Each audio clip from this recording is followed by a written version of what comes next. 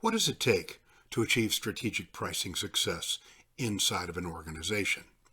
In this video, I'll walk you through the 7 characteristics businesses need to successfully and consistently implement strategic pricing to drive business success.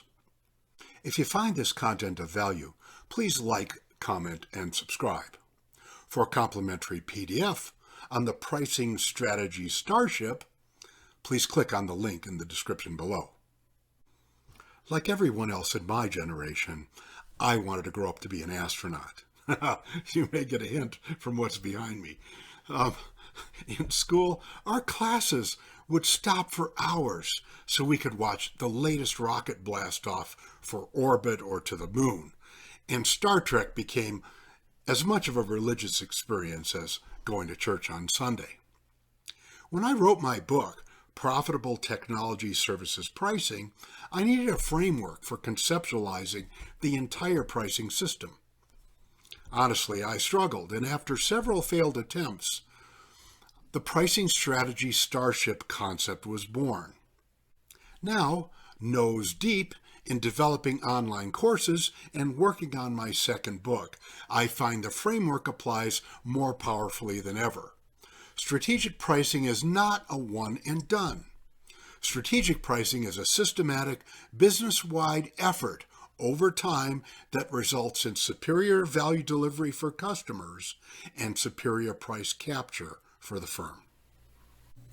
So here's the Pricing Strategy Starship, at least as well as I can render it with my artistic skills. At the heart of the ship, just as in Star Trek, is engineering. And engineering in the context of the Pricing Strategy Starship is the actual pricing strategy. So this red circle here is actually pricing strategy. And really there are 3 components within the pricing strategy that we need to be cognizant of. The first one is what I'll call price, offer, design. And price offer design is the process you go through to conceptualize value. Then also price offer design includes structuring the offering and the pricing. And the third piece of the price offer design is deciding on the price level. The second part of pricing strategy, at least in 2021, in an as-a-service world, is services. And services need to be thought of because in many organizations, the service revenue is outpacing product revenues. And finally, the last piece of this is launch strategy. Anytime you change your price, or you go to market with a new price, or you're bringing a new offering to market, the question is, what is your launch strategy? Now, having a strategy is great, but most strategies fail not because they're bad strategies, but because companies fail to implement. I can't tell you how many organizations I've been into where I've been hired to develop a new strategy, and then I come to find out that sales is discounting by 40 to 50%. What use is a strategy if sale is discounting it all away? So, we need to talk about implementation. And the place that comes is here in the body of the ship. And I'm going to call this dynamic price management through sales. Because sales is the part of the organization that executes on your strategy. And I call it dynamic price management because really the responsibility of product management or finance or whatever part of the organization is responsible for pricing, they need to manage that through sale. It's a management function. Now let's talk about the dynamic price, because an important trend in pricing these days, with the emergence of ever better management and optimization tools, is that price is managed more and more dynamically.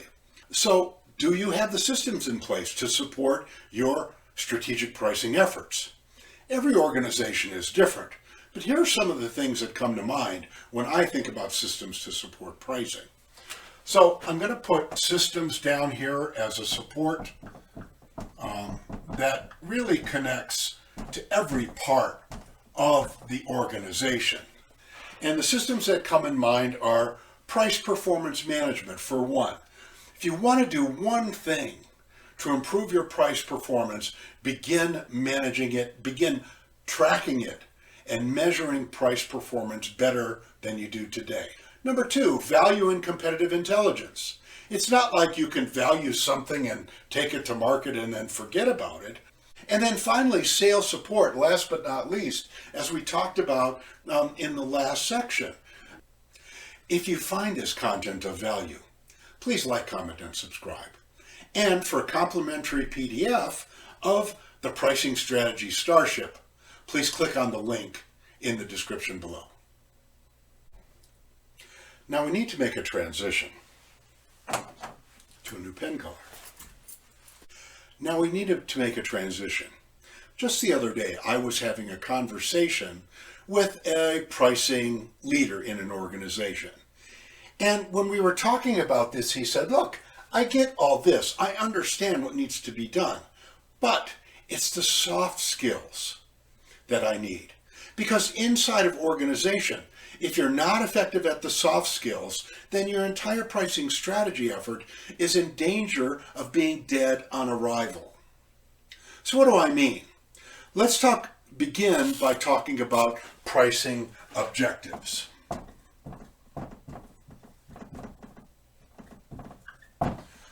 Pricing objectives, as I envision it, the entire Starship, pricing objectives are the thrust. That's what makes things work. It's been said repeatedly. It's not just about what needs to be done, it's about why. Why is 80% of success in anything? So with pricing objectives, I'll ask the question, what are you really trying to accomplish with your pricing strategy?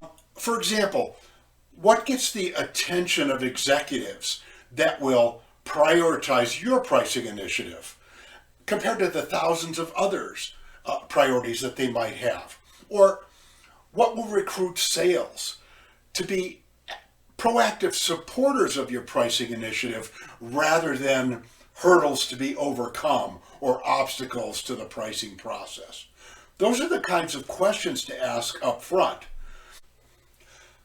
The last element, a soft skill, is pricing leadership. I mean, where would the enterprise be without Captain Kirk or Jean-Claude Picard? What do I mean by pricing leadership? Well, there's a couple of dimensions to it, and actually there are more, but let me focus on these two. Number one is pricing leadership is your responsibility. Or, if it's going to be, it's up to me, right? In one case I know, actually several cases, but in one that comes to mind at the moment, sales refused to carry the offering to market at the high price product management wanted them to sell.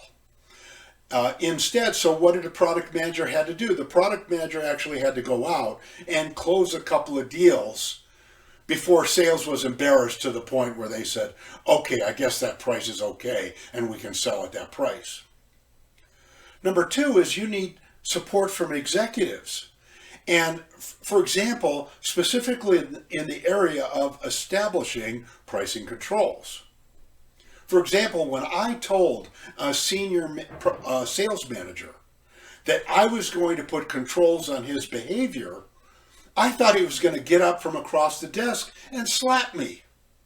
But because I had executive support, we were able to install the controls despite objections, and frankly, we worked to make them not quite so intrusive, but with executive support, we were able to install those controls, and they were an important factor in getting better price performance.